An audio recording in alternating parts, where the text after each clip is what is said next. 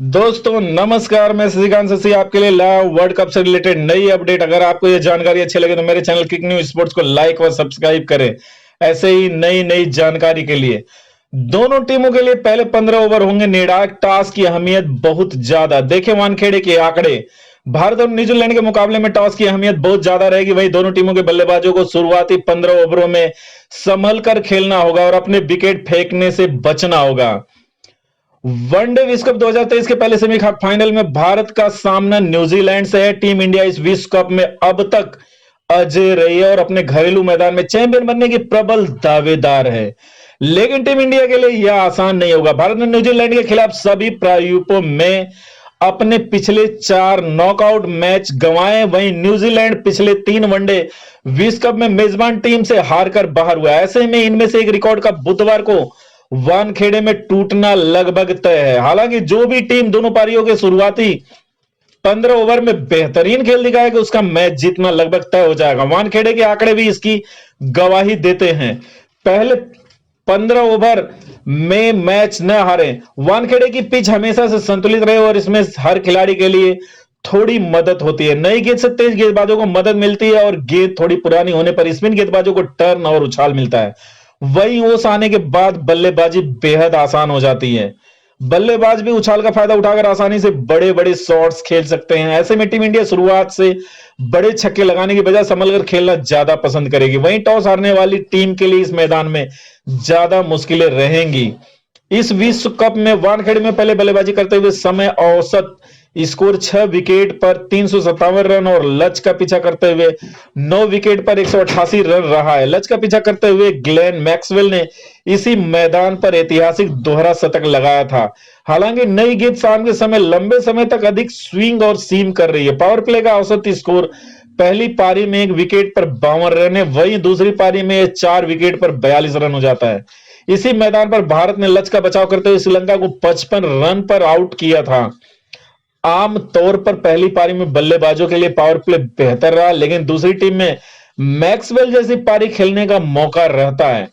Toss हारने पर बढ़ेंगी मुश्किलें। मैक्सवेल जैसी पारी के बारे में सोचकर कोई भी अपनी रणनीति नहीं बना सकती, क्योंकि ऐसी पारियां कई वर्षों में एक बार खेली जाती हैं।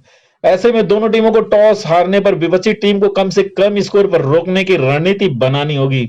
वहीं टॉस जीतने पर बिना कुछ सोचे पहले बल्लेबाजी करना बेहतर विकल्प होगा। लक्ष्य का पीछा करने वाली टीम को पहले 15 ओवरों में लगभग टेस्ट क्रिकेट की तरह बल्लेबाजी करनी होगी। हमने देखा कि रात में बल्लेबाजी करना आसान हो जाता है, लेकिन आपको यह सुनिश्चित करना होगा कि रात होने तक और ओस आने से पहले आप 2 से अधिक विकेट न खोएं।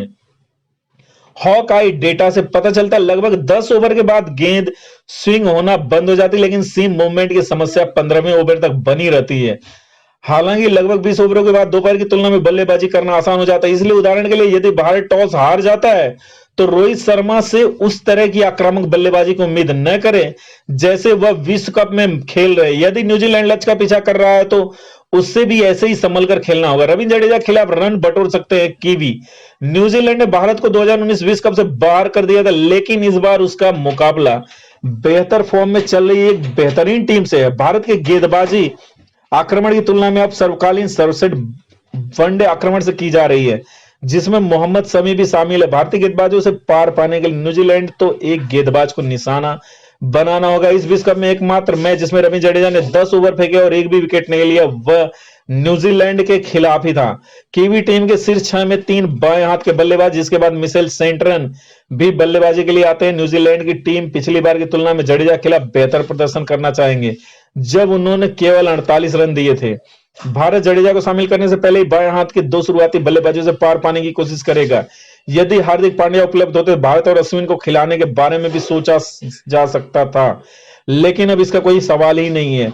सचिन फिलिप्स निशाना बना सकता है। भारत न्यूजीलैंड के पास भारत की तुलना में अधिक गेंदबाजी विकल्प है, लेकिन केवल 4 विशेषज्ञ गेंदबाजी। न्यूजीलैंड की सफलता का एक बड़ा हिस्सा उसके part time spinner Glenn Phillips और सचिन रविंद्र का शानदार प्रदर्शन रहा। आज के समय में जब 2 नई गेंदें और 30 गज के दायरे के अंदर अतिरिक्त फील्डर के नियम के चलते पार्ट टाइम गेंदबाज लगभग विलुप्त हो चुके हैं। न्यूजीलैंड के दोनों पार्ट टाइम गेंदबाजों का इकोनॉमी रेट 6 से कम है।